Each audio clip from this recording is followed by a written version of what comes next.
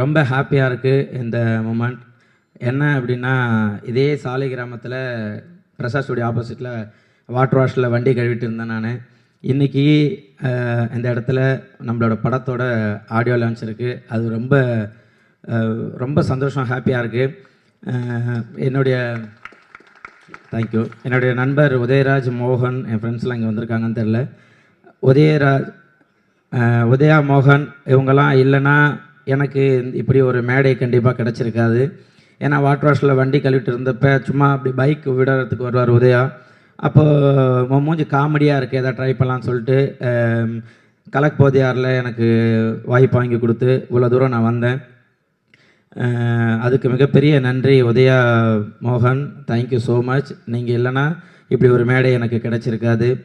அதே போல் நான் எங்கேயுமே என்னுடைய அம்மா, மனைவி யாரையுமே ஒரு படத்துக்காக நான் வெளியில் கூப்பிட்டு வந்ததில்லை. முதல் முறையாக எங்கள் அம்மா, எங்கள் அண்ணன், என் மனைவி, என்னுடைய மகள் மகாராணி அவங்கள நான் வர வச்சுருக்கேன்.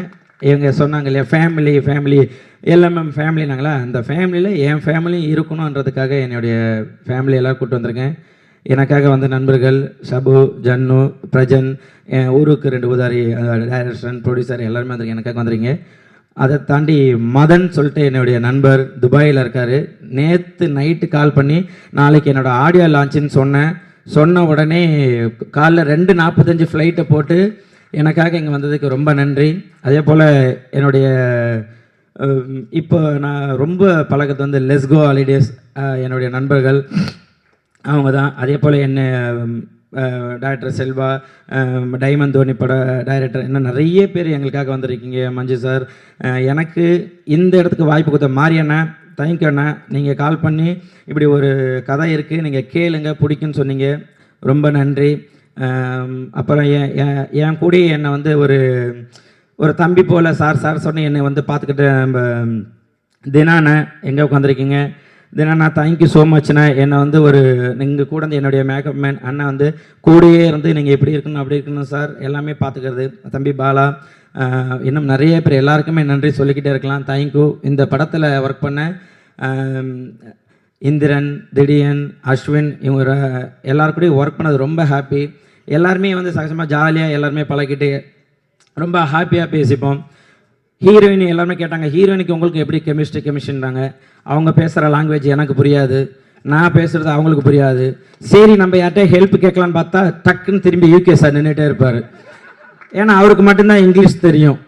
அவர் வாட்டானார். ஒன்றும் இல்லை சார், நீங்கள் சொன்னால் நீங்கள் மட்டும்தான் பேசிகிட்டு இருப்பீங்க, எங்களை பேச விட மாட்டீங்க அப்படின்னுவோம். ஸோ உண்மையிலே கெமிஸ்ட்ரி ஒர்க் அவுட் ஆனது யூகே சாருக்கும் ஹீரோயினுக்கு மட்டும்தான். இல்லை, இந்த ஹீரோயினுக்காக தான் இவர் இந்த மாதிரி காஸ்டியூம் போட்டு வராரான்னு எங்களுக்கு தெரியல. போட்டுட்டு காலையிலே ஃபஸ்ட்டு நின்றுவார். இப்போ கொஞ்சம் முடியை வெட்டியிருக்காரு. இல்லைன்னா ஹீரோயினை விட அதிக ஹேர் அவருக்கு மட்டும்தான் இருக்கும். அந்த மாதிரி. அதே போல் நாங்கள் ரவி மரியா சார் சொல்ல வேணாம். ஏன்னா அவர் டைரக்டர், அவர் டான்ஸரு, அவர் எல்லாமே பண்ணுவார். திடீர்னு அவர் டக்குன்னு அடிக்க மாட்டோம், இப்படி நடினுவார் அப்படின்னு திரும்பி டைரக்டர் மானிட்டரில் உட்காந்து எனக்கு தெரியல, அவர் சொல்கிறதே பண்ணுங்கன்னுவார். அந்த மாதிரி எங்களை ஒரு டைரக்ஷன் பண்ணி இப்படி பண்ணுங்கன்னு சொல்லிட்டு ரவி மரியா எந்த இடத்துல எல்லாமே இப்போ கிரிக்கெட்லலாம் பார்த்தீங்கன்னாக்கா எந்த இடத்துல இதாக இருக்கோ தோனி டக்குன்னு ஒரு 6 அடிப்பார் இல்லையா, அந்த மாதிரி படத்தில் எந்த இடத்துல ஒரு தொய்வு இருக்கோ கண்டிப்பாக அந்த இடத்துல எல்லாமே ரவி மரியா சார் தூக்கி நிறுத்துவார். அந்த மாதிரி தான் ஒரு டீமாக எல்லோரும் ஜாலியாக ஒர்க் பண்ணியிருக்கோம். அதே போல் காமெடி ஏதாச்சும் ஒரு சில டைலாக் சொல்லணும் அப்படின்னா நேராக டைரக்டர்கிட்ட போகலான்னு பிளான் பண்ணுவோம். நான், அஸ்வினி, இந்திரன் திடீர்னு எல்லாம் போய் நிற்போம் டைரக்டர் சார்கிட்ட கேட்குறதுக்கு. அவர்கிட்ட போய் சார் இந்த இடத்துல இதை போகலாம் பண்ணுவேன். அவர் இப்படி கண்ணாடியை மெல்லமாக கைட்டி அப்படி ஊதுறன்னா இந்த டைலாக் நல்லா இல்லை, இது வேண்டாம் அப்படின்னு மெல்லமாக போட்டுப்பார். சரின்ட்டு சரி வாங்கடா போகலான்ட்டு 3 பேரும் கூட்டின்னு ரிட்டர்ன் வந்துடுவேன். நான் போய் சார்ட்டு சொல்லுவேன், கோகுல் சார் ப்ரொடியூசர்லாம், ஐயா என்னங்கய்யா இது சரிங்க பாருங்கள், அவர் கண்ணாடி கைட்டினாரா போட்டுருந்தாரான்னு. கண்ணாடி போட்டுக்கிட்டு தாங்க லைட்டாக கைட்டினாரா, அப்போ அந்த டைலாக் வேண்டாம், நீங்களே எதாவது ஒன்று பண்ணுங்கள் அப்படி சொல்ல. ஆனால் என்ன டைலாக் தேவையோ அந்த டைலாக் இந்த இடத்துல வச்சுக்கோங்க புகழ் அப்படின்னாங்க. சரி, நம்ம சேனலில் இருக்க சாயல் இருக்கக்கூடாது அப்படின்றதுனால ஒவ்வொரு டைலாக்குமே அதில் ரவி மரியா சாரை நிறையா சொல்லியிருக்கேன். புகழ் இது சேனல் ஒன்று, அங்கே ரசிக்கிறது வேறடா, இது வேற ஒரு பாதை, இந்த பாதைக்காக நீ ஒர்க் பண்ணு அப்படின்னு சொல்லிட்டு நிறைய அட்வைஸ் பண்ணியிருக்காரு. வின்சென்ட் சார் வந்து எல்லாமே பார்க்குறதுக்கு வந்து எல்லாம் ஐயோ வில்லன் வில்லன் வில்லன் அப்படின்னு இருக்கும். கிட்ட போய் பழகினா தெரியும் அவ்வளோ ஒரு குழந்தை மாதிரி. அப்படி ஹாய்ங்க அவர் பேசுறதே பொறுமையாக இருக்கும். நம்ம தான் இதில் தான் டிவியில் பார்த்தா டப்பிங்கில் தான் அப்படி பேசுகிறாரு. உண்மையிலே அவர் குழந்தை மாதிரியே பேசுவார். அதே போல் மியூசிக் டைரக்டர் நல்லா நாங்கள் பழகந்த பிறகு மாப்பிள்ள நீங்கள் இந்த பாட்டு பாடுறீங்களான்னாங்க. ஐயா படம் நல்லபடியாக எல்லா ப்ரொடியூஷன் கிடச்சிருச்சு, எல்லாமே நல்லா அமைஞ்சிருக்கு. நான் பாடினா கேட்க மாட்டாங்க, புரிஞ்சுங்க. இல்லை நீங்கள் பாடுங்க பாடுங்க சொல்லி வற்புறுத்தி இந்த பாட்டில் ஒரு லைன் பாட வச்சார். ரொம்ப ரொம்ப ஹாப்பி, ரொம்ப சந்தோஷம்.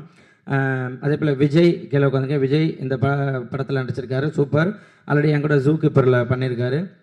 இந்த படத்தில் ஒர்க் பண்ண அத்தனை பேருமே அவ்வளோ அழகாக ஒரு படம் வந்து நல்லபடியாக மக்கள்கிட்ட போய் சேரணும். நல்ல மெசேஜ், நல்ல எமோஷனல், ரொமான்ஸ் எல்லாமே இருக்குது.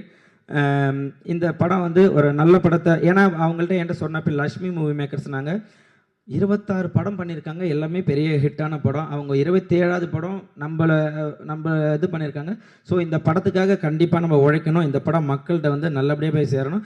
ஏன்னா அவங்க கேட்குற ஒவ்வொரு ஸ்டோரியுமே ஒரு மெசேஜ் இருக்கணும், ஒரு ஃபேமிலியான ஒரு கதை தான் சூஸ் பண்ணுவாங்க. அப்படி கிடைச்ச ஒரு படம் தான் எனக்கு இந்த 4 Idiots. இந்த படம் கண்டிப்பாக மக்கள் மத்தியில் ஒரு நல்ல பேர், நல்லபடியாக போய் சேரும் அப்படின்னு நான் நம்புகிறேன். அதே போல் இந்த சாங்கை வந்து எடுத்துக்கிட்டால் ஏபி இன்டர்நேஷ்னல், அவங்களுக்கும் ரொம்ப தேங்க்யூ ஸோ மச்.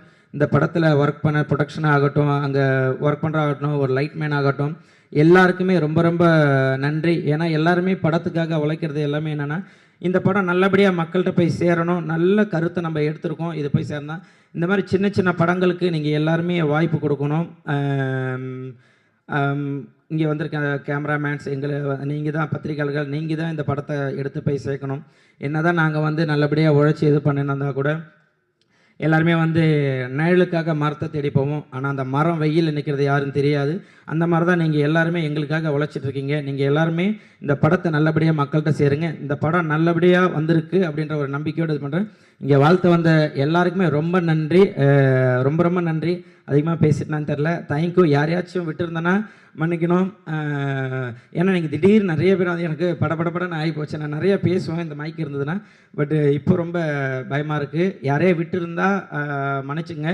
கண்டிப்பாக இந்த படம் உங்களுக்கு ஒரு நல்ல மெசேஜ் கொடுக்கும். Thank you, love you so much மக்களே. நன்றி.